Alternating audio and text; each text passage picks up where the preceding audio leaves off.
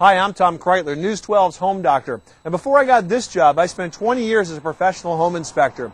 On today's segment, I'm going to show you what a home inspector does and how you can get your house in tip-top shape before the home inspector shows up with the new buyer.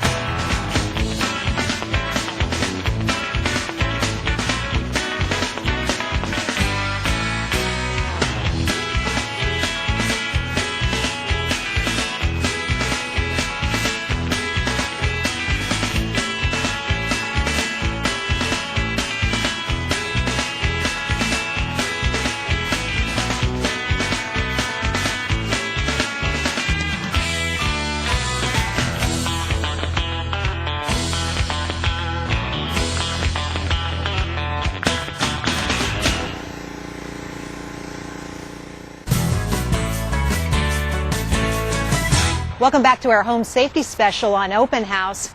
Every 15 seconds in this country, a home gets broken into. If you want to protect your house and your possessions, listen up. We've got some great tips. Here to help is Tom Kraeutler from the Money Pit Radio Show. Tom, great to see you. Great to see you, too. Well, let's talk about this because it's really pretty simple. You say there are easy things to do. Absolutely. Here's a landscaping trick of the trade that you can do in a weekend that will keep crooks away. You want to see it? Well, what's special about this? I just see bushes. These are barberry bushes. They're thorny bushes. There's a trend towards trying... Yeah, you gotcha, right? Gotcha.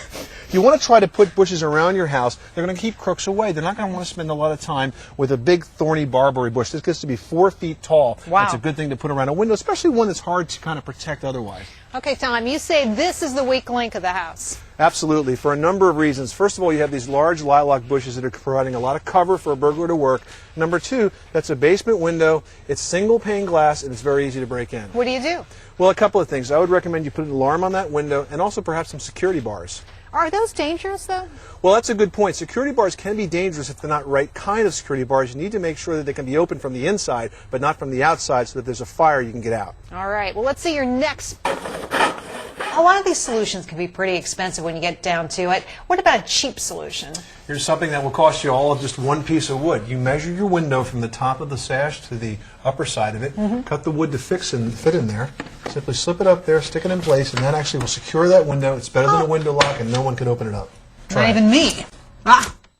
Thanks to Tom Kraeutler for those helpful ideas. Welcome back, everyone, to Prime News Tonight. With interest rates so low, it's still a great time to buy a home. Many people, though, are going to have to sell their house first. And you might have living room carpet that's a little worn, maybe bedrooms in need of a fresh coat of paint. But just how much cash and sweat should you really put into your home before it goes on the market? Tom Kraeutler has the answers for us. He is the host of the popular home improvement radio show, The Money Pit, something I think a lot of people can relate to. Great to have you with us tonight, Tom. You say one of the first things we should do as a seller is get an inspection. Absolutely. You know, buyers have been doing this for years. It's about time that you get the same advice that they're getting on the back end of the transaction. Get a home inspection done first. This way you're going to have a really good idea of what the condition is of your home in the eyes of a potential buyer. You'll have the opportunity to fix those repairs before the buyer's involved. Because, you know, once the buyer's involved, the transaction can get very emotional. So it's smart to do it up front.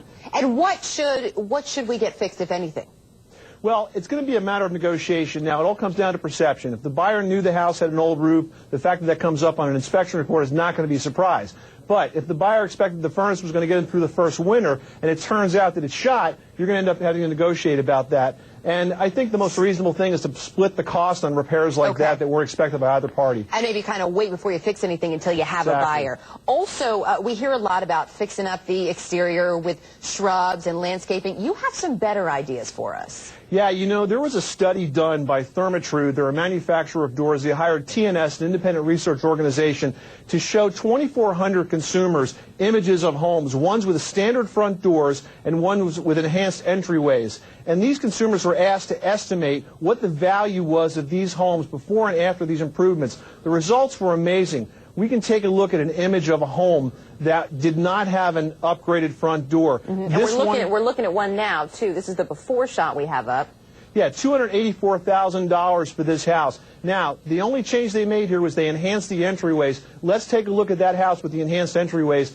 That group of consumers now estimated the value at $303,000. Hey, a door can definitely do a lot. You also say replacing the siding in the first year, return on investment there can be 103%. Real quickly, what about inside? What should we do? Yeah, inside you really want to maximize and neutralize. Remember, decorating is great, but it's a very personal thing. You want to make sure the new potential home buyer can imagine their stuff no matter what it looks like in your house. So try to depersonalize on the decorator, go with the tans, go with the neutrals, and most importantly, get rid of all that clutter. You know, go rent one of those pods from Home Depot and get your stuff out of there. Clean it out. Definitely clean it out. Tom Kraeutler, great to have you with us tonight. Thanks for all the tips and have a great weekend. You too. Thanks. Just like other things in your house, a doorbell is a mechanical device that takes a lot of wear and tear. This one stopped working, and I'm going to see if I can figure out why. And here's the problem. The plunger right here is broken. The spring is no longer driving it into the anvil. That means it's going to need to be replaced. It's a pretty easy thing to do. Let me show you how. First, you need to know that doorbells are connected to low voltage wires, and there's 3 of them. And they're marked front, rear, and transformer.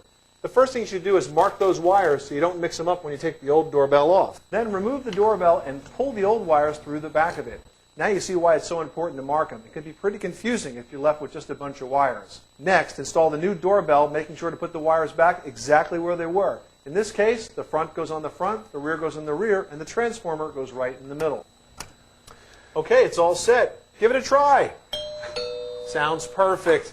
And you're all done. You see how simple that was? Now, this is a wired doorbell, but there's one other type, if the thought of wires scares you, that you can do even easier. It's called a wireless. I'll show you that one next. Now, while wired doorbells include wires and transformers and a lot of electricity, a wireless includes none of that. All you have is the doorbell button and the doorbell itself. One click, and you're in business.